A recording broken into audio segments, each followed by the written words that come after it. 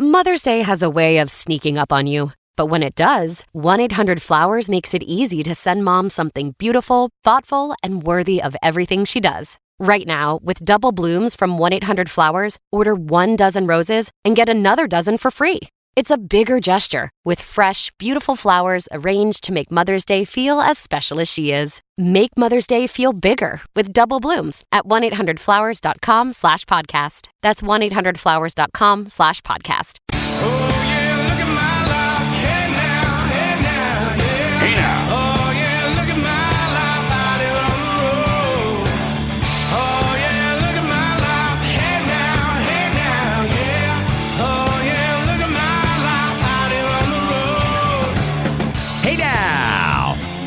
Hope you had a great weekend, everybody. Thank you for checking into this episode of Scott Fox After 9. A new week is underway, and coming up on the pod today, I'm going to make good. Friday, I had to preempt listener DMs, and I hated doing it because I love the DMs, but I'm going to fit them into this episode today. However, there was also a few things that happened over the weekend that I think you should hear. So today, I'm going to go back and forth between listener DMs and a number of media appearances that opposition leader Pierre Poilievre did on the weekend. Let's get you completely caught up and get your DMs in at the exact same time. Should be a fun episode. You're also going to hear from the Premier of Manitoba, Wab Kinew, and I'm going to try and squeeze in some President Trump as well to this episode because he did a sit-down interview last night on 60 Minutes, and what a weekend in Washington with that shooting at the White House Correspondents' Dinner. So I'll try and get all of this together on one compact episode of Scott Fox After 9. Welcome to it. Let's jump into it right now.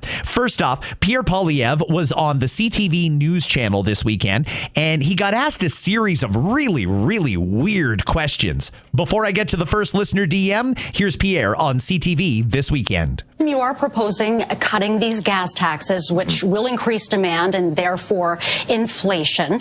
Why should Canadians trust your economic credentials? Sorry, I don't understand that you're framing there. You say that lowering a tax on gas will increase inflation? Increase demand for the gas, which, again, could increase inflation. Okay, that's an interesting one.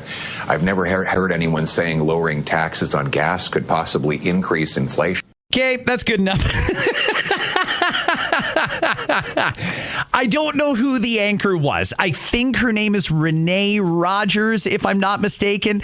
I don't know if that was her question or if in her earpiece some producer came up with this gotcha question and said, like, ask him this.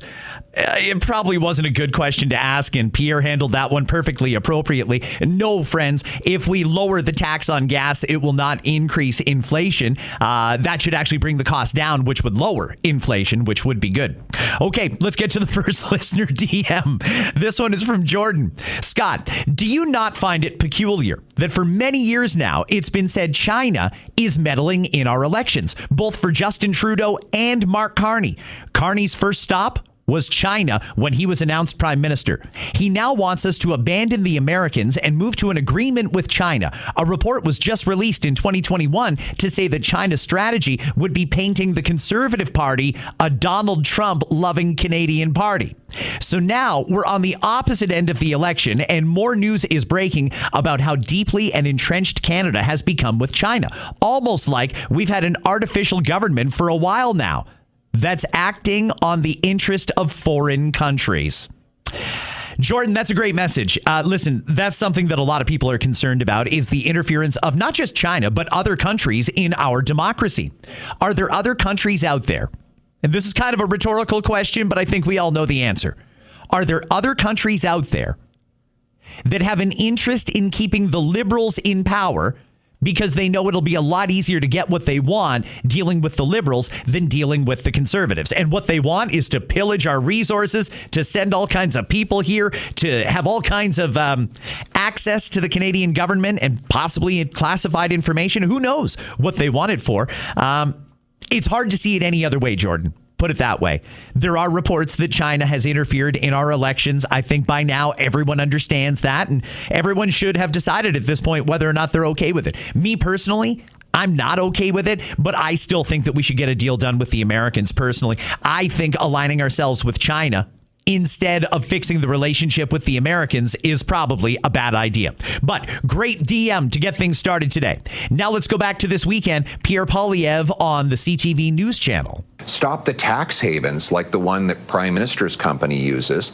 I find it interesting. Mark Carney's company, which he still owns, Brookfield, has been called the biggest tax dodger in Canada.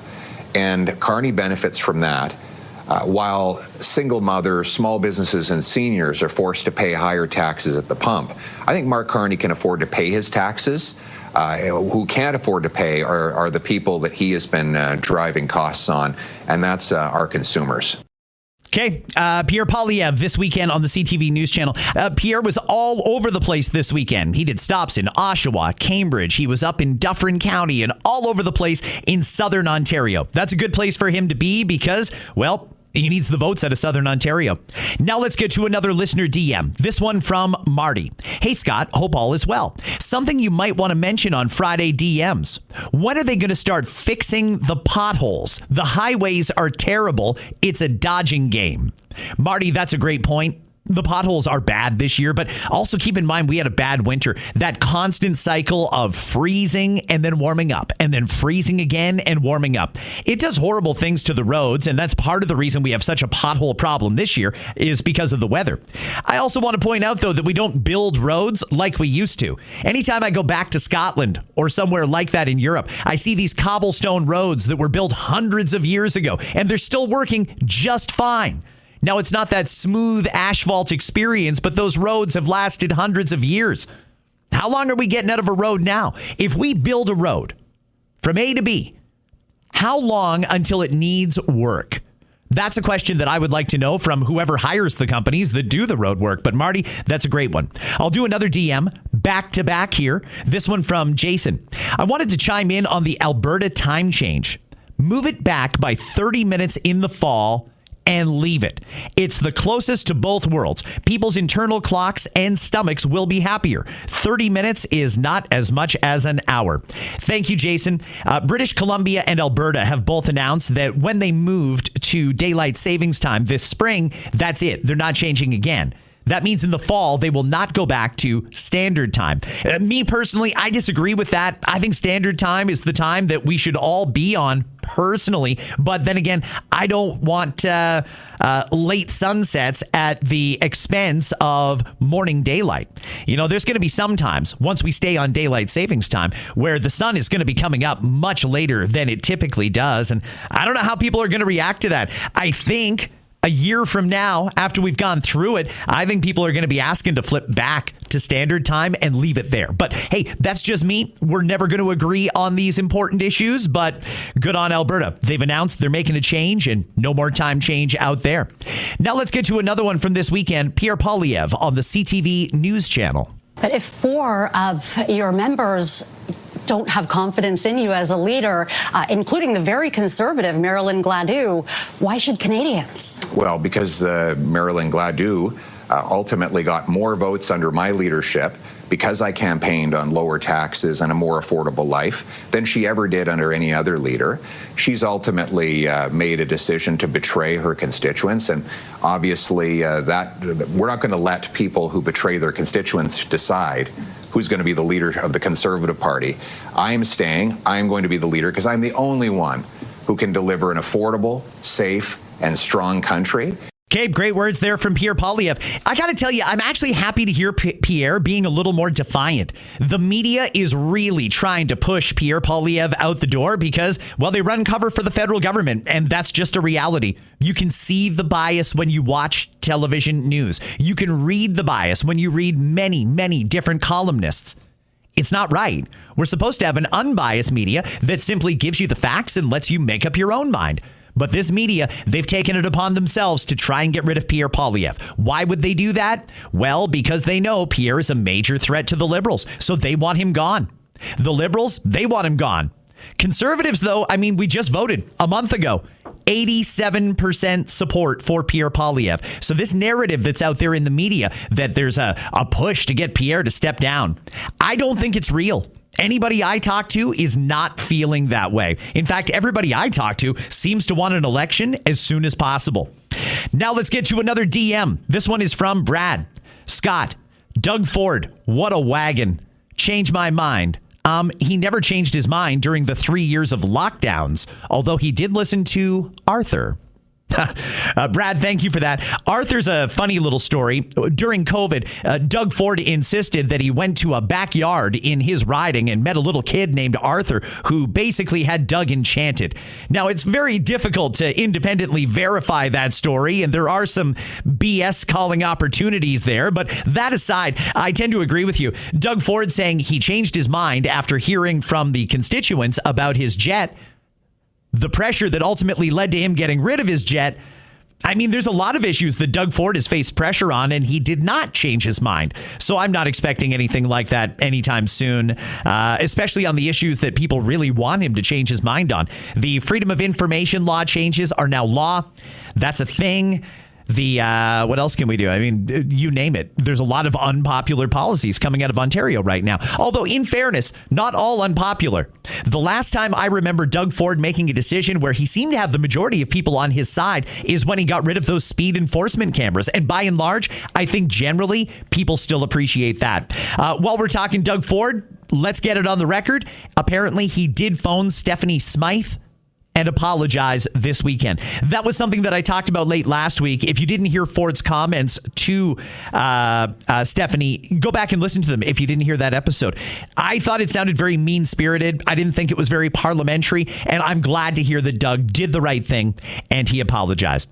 Let's do another DM. This one is from Tanya. Hey, Scott, thanks for always reminding people that there are still 65,000 kids waiting for autism funding. In regard to Doug and his plane, I don't give a crap if he needs it. My son needs ABA, OT, and speech therapy, and my husband and I have to figure out how to pay for it out of pocket. So Dougie can figure out some other way to get to Northern Ontario. Is it the same scenario? No, but I don't even care at this point. I'm just over him and his selfish, self-centered behavior. Thank you, Tanya. I absolutely hate hearing from parents that cannot get the supports they need for their kids who are on the autism spectrum. We have free healthcare in this country. We have that because we pay a ridiculous amount of tax. I think autism therapies are healthcare, and frankly, I don't understand why they're not covered. This shouldn't be an issue in 2026. This should just be done. Clearly, there is no limit to provincial government spending. We're running the biggest deficit and debt in history.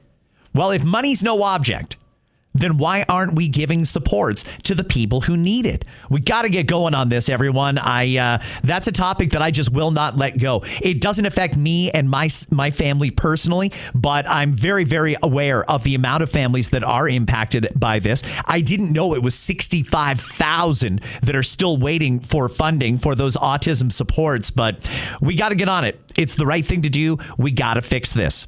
Now I want to go to Cambridge, Ontario. Pierre Poilievre was speaking this weekend in Cambridge at a gun rights rally. Let's hear a little bit of Pierre. The audio on this isn't great. It was somebody filming it with a phone, but I think you'll get the idea. By the way, they're taking your money. They're only going to spend of the $750 million, only $250 million is going to go to so-called compensation. That means by their own admission, 2/3 of the money is just going to more bureaucracy, right? By their own admission. And that assumes they actually come in on budget. My friends, I will make a prediction to you.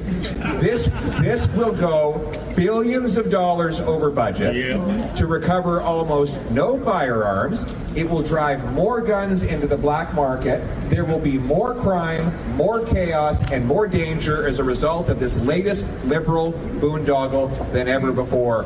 My friends, the good news is we have a strong conservative team that is 100% united to fight back. One of our MPs, Jason Grillo from Quebec, is recruiting. He's recruited now 60 municipalities across that province to announce that they will not enforce the liberal gun grab. Great crowd there to see Pierre Poilievre talking about gun rights.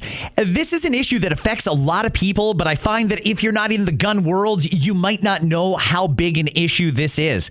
I don't understand why we're spending as much taxpayer money as we are to try and collect up guns that we know are not the problem. The crime that is being committed with guns is being committed mainly with handguns and illegal guns that have been brought into Canada in almost all cases from the United States. So why wouldn't we take the money that we're spending to buy back guns from law-abiding, vetted people? The RCMP has looked into them and decided they're okay. They can have a gun license. They've taken the safety course. Why are we spending taxpayer money to go after them and take away the guns that they've purchased legally and store lawfully, instead of going after shoring up the border and making sure that these illegal guns don't continue to get into our country?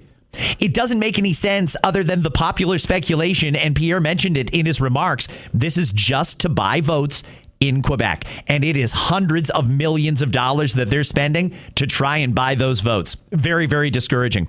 I'll have more from Pierre coming up in a sec, but let's get back to the listener DMs. This one from Alex. Quick comment on the death of those scientists in America. It's probably bad, but my first guess was the U.S. government did it. I got to tell you, out of all of the people who sent me a theory about what's going on with these missing and dead scientists, the ones that all have connection to either nuclear or to alien and UFO stuff, to jet propulsion, etc., these elite scientists that are all of a sudden mysteriously taking their own life or dying under suspicious circumstances or disappearing altogether. Most people seem to think the U.S. government itself is behind that. Now, I have nothing to base that on other than those are the messages that I'm getting. I still haven't gotten a good answer to the question, though. Why would the U.S. kill off their own scientists? Doesn't it make sense that one of the U.S.'s adversaries would do that? So far, people seem to think it's the government. Let's go on to another one. This one from Brandon. Hi, Scott. I didn't pay much attention to politics years ago. I was wondering, did the mainstream media attack Prime Minister Harper like they attack Pierre Poilievre? Well, that's a great question. Listen, the evolution of liberal media in this country, Brandon, it's still happening. Right now, it is full-blown hold the opposition to account. Go after the opposition leader if the opposition leader is effective at prosecuting the government. That's what they do. The mainstream media, in a lot of cases, is basically a PR wing of the Liberal Party. And again, like I said earlier, you can't really deny that. If you watch the news, it's impossible to ignore their bias. Did they go after Stephen Harper like that? Yes, but in a different way. They weren't putting out all these polls to say people want Stephen Harper to step down. But what the media did do was they never gave him the benefit of the doubt. They always went after him hard when they were asking him questions. And that was fine. Stephen Harper was a big guy, a great statesman. He could hold his own. But one of the things the media is really good at doing is piling on. And when they get even a whiff of a scandal, they pile on and they take a small thing and they make it into something epic. The best example I can give is a former Conservative member of Parliament. Her name was Bev Oda. She was away on a trip, and when you're on a trip, you're allowed to submit expenses. She submitted an expense for the glass of orange juice that she had with breakfast that she was on the road. Now, that particular hotel, they charge an obnoxious amount. It was like $18 or something like that for a simple glass of orange juice. Well, Bev didn't have many options. She was in the hotel. She had to have breakfast and then get to her meeting. So she bought the orange juice and expensed it. The media created such a scandal out of that Bev actually had to resign as a member of Parliament over a glass of orange juice that she had every right to expense. She actually stepped down over that. The media is very, very good, or was with Stephen Harper, at taking anything and turning it into a big, big deal. Very frustrating, very dishonest, but here we are. That's a great question, though. Thank you very much. Now let's get to a little more of Pierre Poilievre on the weekend. This is him doing a news conference in Toronto. A country where filling up your tank is boring again, not stressful. Where trips to down the grocery aisle are fun as you pick out the foods you want to eat and cook. A country where parents are able to enjoy their job as chauffeur for little soccer and hockey players without worrying about how they're going to fill the tank. Where young couples can make a big down payment on an affordable home with a nice big yard where their future children will be able to play safely. These are the types of things that we used to actually take for granted in Canada. If I'd said this 10 years ago, you would have said, so what? Everybody has that. But after 11 years of Liberals, nobody can afford this basic life that we used to take for granted in Canada. And here we are living with the consequences of Liberal government. Everything costs more, work doesn't pay, housing costs have doubled, and our country's finances are in a mess. Remember, Liberals were elected on the illusion that they would be able to spend money we did not have, and it would be free. No one would have to pay for it. Central bankers like Mark Carney said if we run out of money, just print more. Remember that? Mark Carney has been wrong about every single economic issue of our time. He is an expert. He's an expert at getting it wrong and making the Canadian people pay for it. His disastrous tenure at the Bank of England destroyed the housing market in that country and left in its wake the worst inflation in the entire G7. One of Justin Trudeau's biggest mistakes was making Mark Carney his economic advisor, and we're all still paying the price for his disastrous advice. Doubling the national debt in the last 10 years, as the Liberals did, meant higher inflation in the present and higher taxes in the future. It's no coincidence as Liberals doubled the debt, they also doubled housing costs and food bank lineups.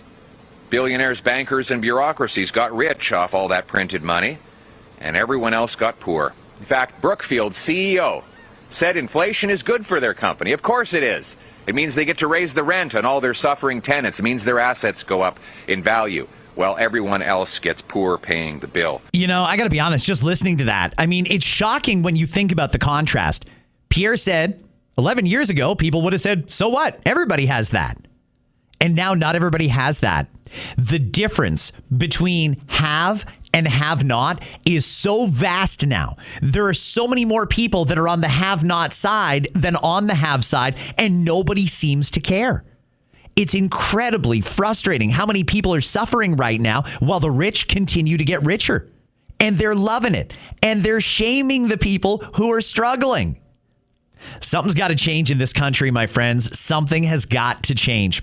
I'm going to do another one from Pierre. This is the same news conference. In this one, he's going to invite in one of the members of parliament that I happen to like a lot. Her name is Sandra Cobain. She is the member of parliament for Newmarket and Aurora. They're going to talk about the accounting trick that Prime Minister Carney announced last year. You see, tomorrow, we're going to get the spring update from the federal finance minister. And I don't know why we're doing a spring update. Spring is when we're supposed to get the budget. But keep in mind, the last budget only just passed at the end of March. Well, we're now into a new budget year and we don't have a new budget. Instead, we're going to get an update, and it's going to involve more of the accounting tricks that were announced by the Prime Minister last year.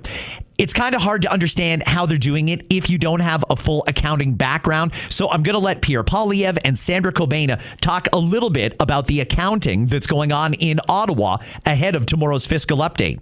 He's thought that his massive deficits will cost less if you just put half of the deficit on one credit card and the other half on a different credit card. Go ahead, Sandra. Thank you, Leader. So we saw in the last budget that there was a change in the definitions that Mark Carney is now using to classify operating expenses and investments. And in fact, these are definitions that are used nowhere else in the world.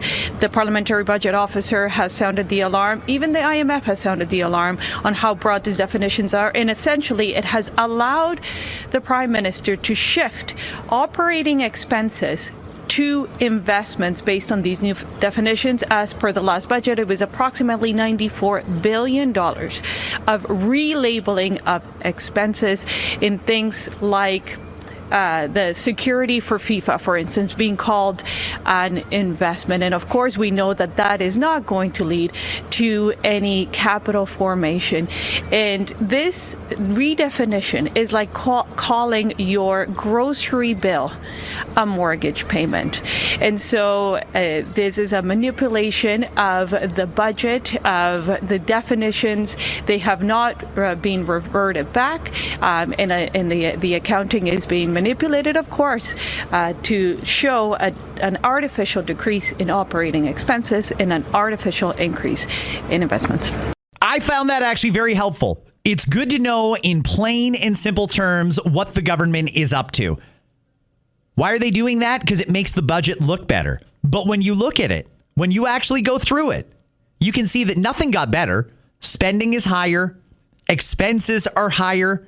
We're not bringing in as much money as we used to. Things are not going very well. And this little budget trick is really just designed to fool people.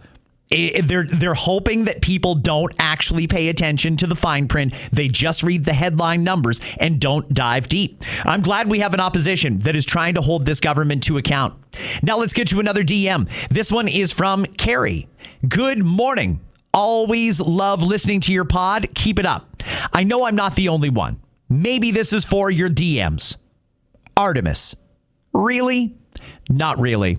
There was so much about this that is questionable, right down to the graphics and small details. I'm disappointed in AI. I know it can do better. Not only were we not on the moon in 1969, we weren't circling it in 2026 either. Another attempt to test the sheep, to see how far they could go, to see what people will believe and ultimately trust. This did not happen. Right down to the video of them rescuing them when they hit or landed in the water. Cringe. I'm not a pessimist by nature, but my recent lack of government trust is pushing that boundary. Keep up the good fight, Scott. We need your insight and your real talk. Carrie, thank you. That's one that I've heard a lot of opinions on. Artemis. Now, I chose to believe what was going on. It's 2026, and we certainly have the technology to go and slingshot around the moon. I think that should be a no-brainer for the technology that we've got available to us today. I am very skeptical on what happened with the original moon landing, though. And maybe it's because of that skepticism that a lot of people are also skeptical about what happened with Artemis. Me personally, for now, until I see something a little more compelling to suggest that this was a lie, I'm going to go with everything that we saw on TV actually happened. But I'm open to evolving on that opinion if somebody can show me convincing, credible evidence that Artemis was not real. And if it wasn't real, I also want to understand why.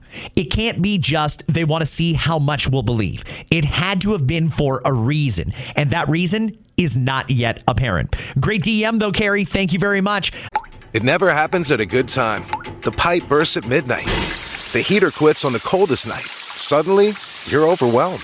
That's when HomeServe is here. For $4.99 a month, you're never alone. Just call their 24/7 hotline and a local pro is on the way. Trusted by millions, HomeServe delivers peace of mind when you need it most. For plans starting at just $4.99 a month, go to HomeServe.com. That's HomeServe.com. Not available everywhere. Most plans range between $4.99 to $11.99 a month your first year. Terms apply on covered repairs. Let's get to another one now with Pierre Poilievre. This was him on the weekend talking to the CTV News channel about gas prices.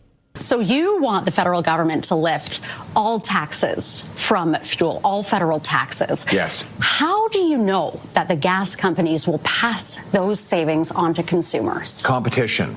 Because if one does not pass it on and the other does, then the one that does will get all the business. Now, you have to make sure the Competition Bureau is watching. There can be no collusion. That's the job of the federal government, to break up any collusion and prosecute it where it happens. But right now, the biggest gas price gouger is Mark Carney's Liberal government. They're raking in money hand over fist because of these higher prices. They collect three taxes: the excise tax, 10 cents. Then there's the new Liberal carbon tax, which they call the clean fuel standard, another 7 cents. Then the GST, not just on the fuel, but on the other two taxes, a tax on a tax on a tax. And while they have backed down to pressure from Conservatives to suspend one of those three taxes for about 4 months, I believe they should get rid of all federal Liberal taxes for the rest of the year. That'll save people 25 cents a liter, $20 a fill up, and $1,200 between now and Christmas time. And in addition to that, it will lower grocery prices because farmers and truckers will be able to bring us our food more affordably. If you got it, a truck brought it. So everything gets more expensive when you've got expensive fuel. And right now, obviously, there are higher prices in the world. We can't control global oil prices. But what we can control is the taxes the government applies, which makes it so that we're now paying about 15% more for gas at the pumps than the Americans do. So the Americans pay less because they have less tax, and their companies are forced to compete with each other to deliver more affordable prices at the pumps. I don't think our consumers should have to pay more than the Americans. And that's why conservatives are saying zero gas tax for the rest of the year. And I would also add that it's not just about saving at the pumps. It's about powering our economy. If you think of our roads, our highways and byways as being the veins of our economy, the affordable energy is the lifeblood of our economy that runs through those veins to deliver the parts that go between factories that help our manufacturers take in their inputs. Okay, I'm going to leave it there. I think everybody gets the point. He wants to take all of the federal taxes off of gas. You know, under the circumstances, I think that's probably what we have to do. There are so many people struggling right now. So many people trying to get ahead. And right now it is costing way too much to do something basic like fill up your gas tank to go to work. You know, it's a catch-22. Can't afford gas, but I can't afford anything if I don't go to work. So I got to suck it up and pay for the gas. Well, that means something else has got to give. That's food that's not getting bought. That's a credit card bill that's not getting paid this month. That's whatever. And it might be different in every single household. Either way, got to do something because Canadians need a little bit of relief. I think, if I'm being honest, the Liberals expected a bigger bounce from when they cut out the excise tax until Labor Day. I think they thought they would get more goodwill from having done that, but the fact that they haven't tells me Canadians are stretched and they've had enough. While Pierre Poilievre was in Toronto this weekend, he also did an interview on CP24, cable news channel in Toronto. This one isn't particularly long, but I want to play it for you because it's an interesting clip. It's been a while since we've had a chance to talk. I do have to ask you this because, you know, there are some supporters who say you fumbled the election. So I have to ask you about that as well as the floor process. By fumbling, you mean getting an extra 2.5 million votes, getting the biggest vote count in Canadian history. That's more Liberal spin. And of course, we're getting a lot of that from the Liberal media. Yeah, he's absolutely right. The Liberal media continuously goes after the opposition, and it's never happened like that before. It doesn't happen in any other country. But the media is not telling you the news. They are narrating a narrative, and the narrative they want out there is that the Conservatives can't go anywhere until they get rid of Pierre Poilievre. They're trying to put pressure internally within the Conservatives to get rid of Pierre Poilievre. Well, he said he's not going to step down. And I'm not hearing some groundswell movement that wants to get rid of him. He just got 87%. He had the best election result less than a year ago of any Conservative candidate in recent history. He got more votes than Stephen Harper, and Stephen Harper had a majority government. Pierre Poilievre isn't going anywhere. Before I get to the Premier of Manitoba and a little bit of President Trump, let's do this last DM. This one is from Jackie. Hi, Scott. Weighing in on the topic of banning social media for kids 16 and under. This one is a hard one for me with an 11 and 13-year-old at home. I understand where you're coming from, that we should teach our kids about internet safety and set limits. But for me, it's more about peer pressures. If their friends didn't all have it, they wouldn't all want it so badly. They don't want to be the only kid without. Now, my personal beef is mostly with Roblox, Snap, etc. They've become cesspools for pedophiles, and they're known to have the highest instances of human trafficking. I don't find YouTube and Instagram to be as bad as long as you put limits on them and limit friends' communication. Okay, there's a PS. I'll get to that in a second. Jackie, yeah, absolutely. Roblox, I've heard way too much about recently, and frankly, none of it was any good. I don't want parents to get some false sense of security that when we ban social media for kids 16 and under or under 16, that they're going to be safe, because that's simply not true. A, there's ways to get around it. B, there's a lot of options here for them to use for their communication that don't fall under the guise of social media. Group chats in particular. That's where so much bad stuff is going on, and there's nothing the government can do to regulate that.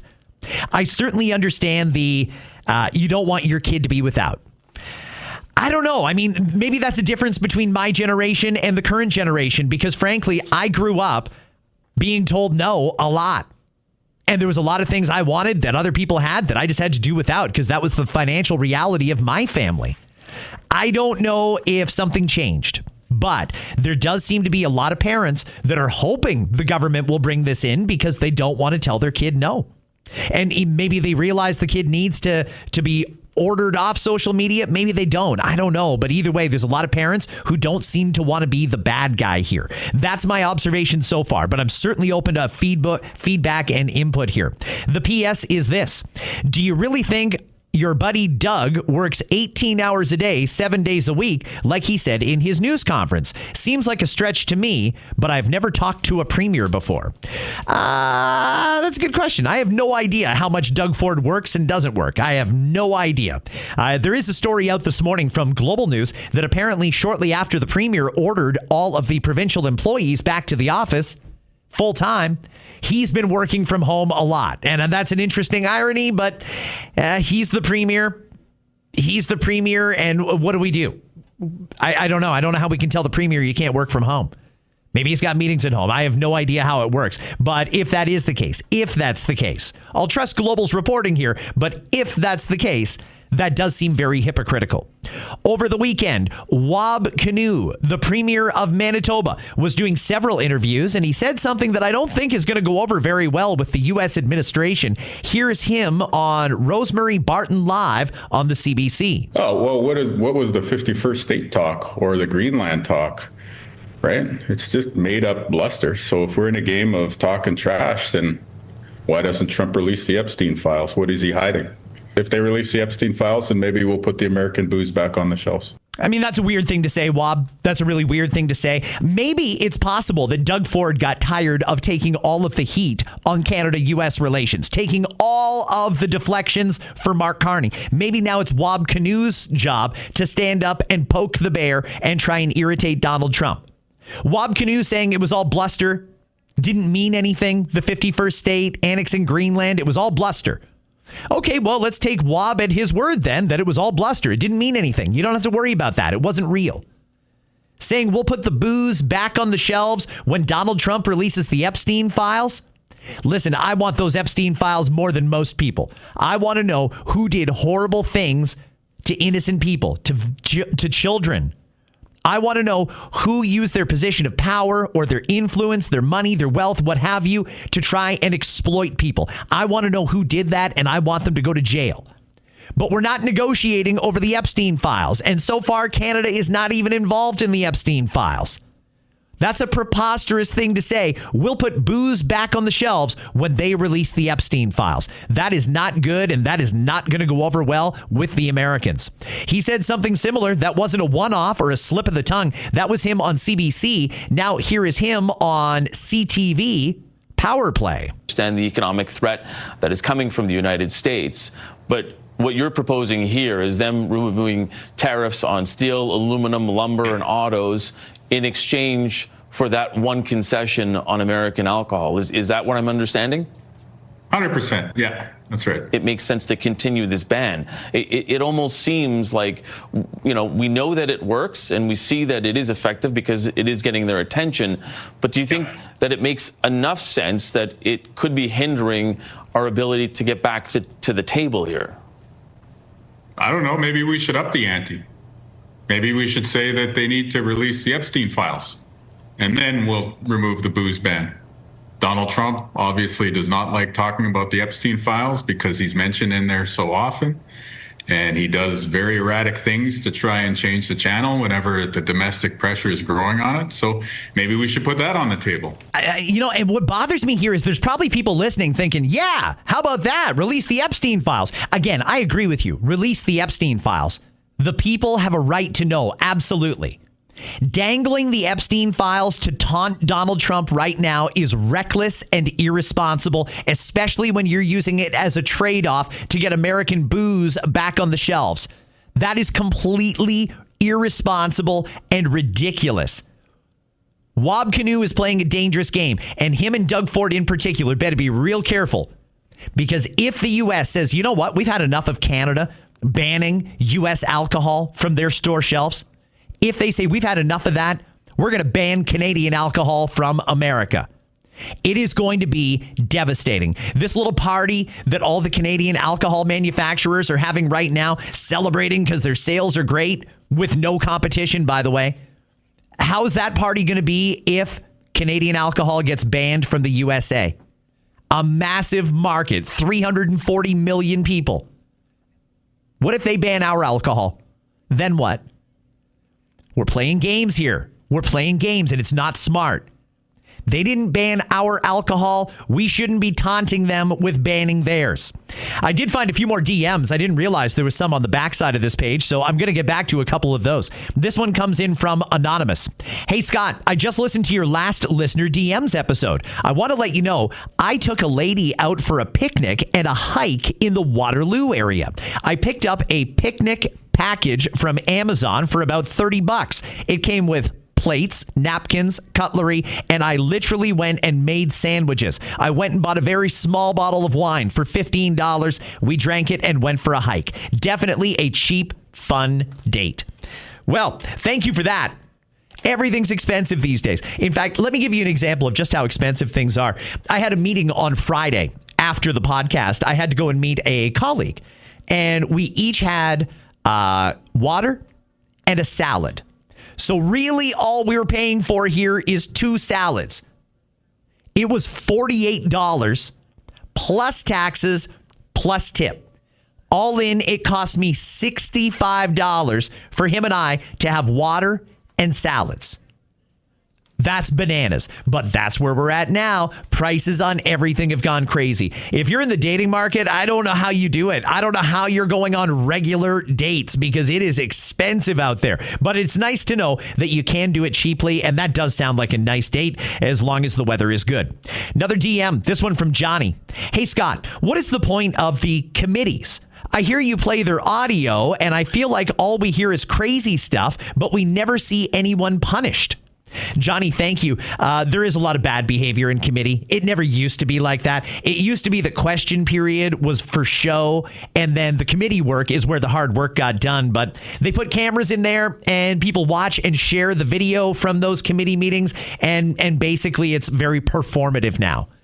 I don't know how much actual work they're getting done, and that's very frustrating because, well, we need a good system of committees. But it's also worth mentioning now, committees are not going to be as authentic as they could be because now that the Liberals have a temporary majority government, they've stacked those committees with Liberals. So there won't be as much filibustering. There won't be as much obstruction because the Liberals have a majority on those committees and they can just shut down whatever they want to shut down. Now let's get to some audio from last night. Donald Trump was on 60 Minutes. He got asked a question that he did not like, and it had to do with the shooting at the White House press correspondents' dinner on Saturday night. This is 60 Minutes, courtesy of CBS. The so-called manifesto is a stunning thing to read, Mr. President. He appears to reference a motive in it. He writes this, quote, administration officials, they are targets. And he also wrote this, I am no longer willing to permit a pedophile, rapist, and traitor to coat my hands with his crimes. What's your reaction to that? Well, I was waiting for you to read that because I knew you would, because you're horrible people, horrible people. Yeah, he did write that. I'm not a rapist. I didn't rape anybody. Do you think he was referring to you? Excuse me. I'm not a pedophile. You read that crap from some sick person. I got associated with all stuff that has nothing to do with me. I was totally exonerated. Your friends on the other side of the plate are the ones that were involved with, let's say, Epstein or other things. But I said to myself, I'll do this interview and they'll probably, I read the manifesto, he's a sick person, but you should be ashamed of yourself reading that because I'm not any of those things. Mr. President, and I was never, words. Excuse me. You shouldn't be reading that on 60 Minutes. You're a disgrace. But go ahead. Let's finish the interview.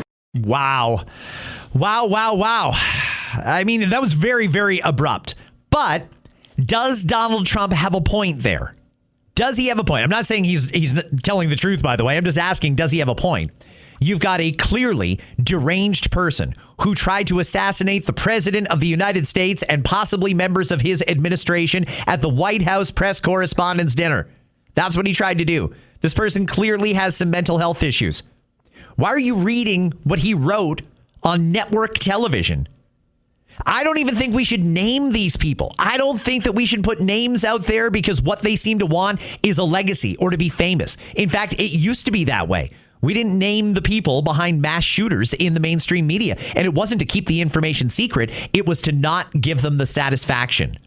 Somebody leaves behind a manifesto. Why would we read that on network television? Doesn't make a lot of sense to me. Let's get to another DM. This one from Devin. Scott, an observation. Interesting timing on the Gardner Expressway closure this weekend with both the Raptors in the playoffs at home and the Jays at home. That's about as busy as it gets. Feels like a missed opportunity to not schedule it when the teams were on the road. Devin, thank you. That was a big topic in Toronto this weekend. The Gardner Expressway, which is the main artery into the lower end of the city from the west end, was closed for spring maintenance. That's right. They shut down the entire expressway for the weekend to do maintenance on it. I don't think it needs to be done like that. I think there's got to be another way. I want to look at other cities and see how they clean and do maintenance on their expressways. I can't imagine they shut down major arteries. Now, if they do have to shut down a major artery, why on earth would you do it on such a busy weekend? It's like these people at City Hall don't have a calendar. You got the Jays at home. You got the Raptors at home in the playoffs. That means Jurassic Park is going to be open. That's the area outside Scotiabank Arena where fans tailgate. Plus, there was also a Toronto FC game on Saturday, and they decided to close the Gardner Expressway. It makes no sense at all, but I can't explain Olivia Chow or any of the thinking at City Hall in Toronto because none of it makes sense to me. The other thing in the manifesto that I think is worth looking at in terms of determining his motive is he had been staying at the hotel since Friday. He checked in, he said he had cased the place, and he wrote, "What the hell is the Secret Service doing?" And he wrote this quote, "I expected security cameras at every bend, bugged hotel rooms, armed agents every 10 feet, metal detectors out the wazoo. What I got is nothing." He wrote, like, this level of incompetence is insane. Sir, you have already had two attempted... Well, he was pretty incompetent, too, because he got caught. And he got caught pretty easily. So I'd say he was pretty incompetent, too. You know, I could take any event having to do with security or anything else. I can always find fault. Those guys did a good job last night. They did a really good job. I mention that because, again, as his motive, and you brought this up, he had social media accounts that had anti-Trump and anti-Christian rhetoric. You should read. Why don't you read all the anti-Trump? Why don't you read it? You just did, so why don't you read it? Well, he had a lot of anti-Christian rhetoric. He was part of a group called the Wide Awakes. He had attended a No Kings protest in California. No Kings. Yeah. What did security tell you about what may have been his motives? The reason you have people like that is you have people doing no kings. I'm not a king. What I am, if I was a king, I wouldn't be dealing with you. He does not hold back on the media. Last listener DM, and I think I'm going to leave it at this. Hey, this is from Pankaj. Scott, I heard you talking about inflation numbers and how bad the data looks. Hear me out. There could be a bigger game at play. The government needs more and more money to function with this large deficit. If Mark Carney comes out and says we're increasing the HST or income tax by 5% to balance the budget, the government could fall. Instead, liberals are working to increase inflation. Now everything is 5% more expensive. Everyone pays 5% more in HST and the government gets more money.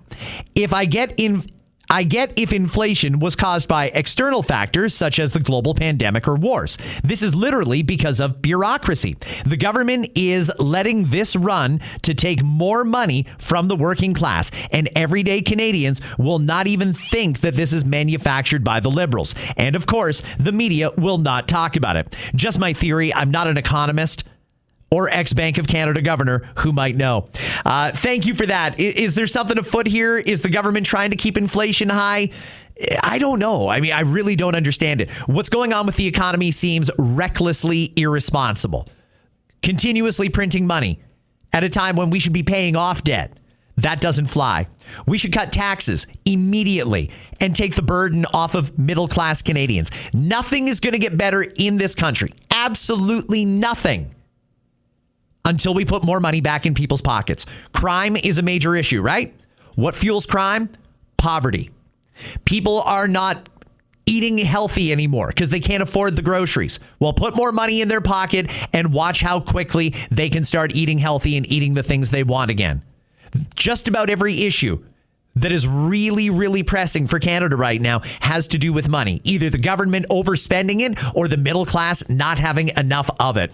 Friends, kind of a different episode. I don't know how this one flowed. I'm not quite sure. Maybe I'll listen to it in the car and see how it went. I do appreciate you listening to it, though, bouncing back and forth between audio and listener DMs. That's great. If this does sound good, this might be something I do more of in the future. This is going to be a great week. Tomorrow, a budget update or spring update, I guess is what they're calling it. That's coming down from the federal government. We've got an interest rate announcement on Wednesday from the Bank of Canada and all kinds of stuff happening, not the least of which a state visit from the King and Queen to Washington. They're sitting down for tea tomorrow with President Trump. Everything that happens this week, you know I'm going to have it covered right here on Scott Fox After 9. Last thing before I go, this Friday night, the Toronto Rock are going to be in round 2 of the playoffs. They won in Saskatoon on Saturday night. That means they're off to round 2. So here's how it works. Friday night, TD Coliseum in Hamilton, the first ever NLL playoff in that building. It's going to be historic and it is going to be loud. If you're free on Friday, join me there because I will be there as your in-game host and huge fan of the team. Game 2 is going to be in San Diego against the Seals. And then if a game 3 is necessary, it'll be back at TD Coliseum next weekend. Friends, enjoy the rest of your day. It's a beautiful one here in Southern Ontario. I'll have a new episode of Scott Fox After 9 in less than 24 hours. Oh yeah, look at my life, hey now, yeah. Oh yeah, look at my life out here on the road. Oh yeah, look at my life, hey now, yeah. Oh yeah, look at my life out here on the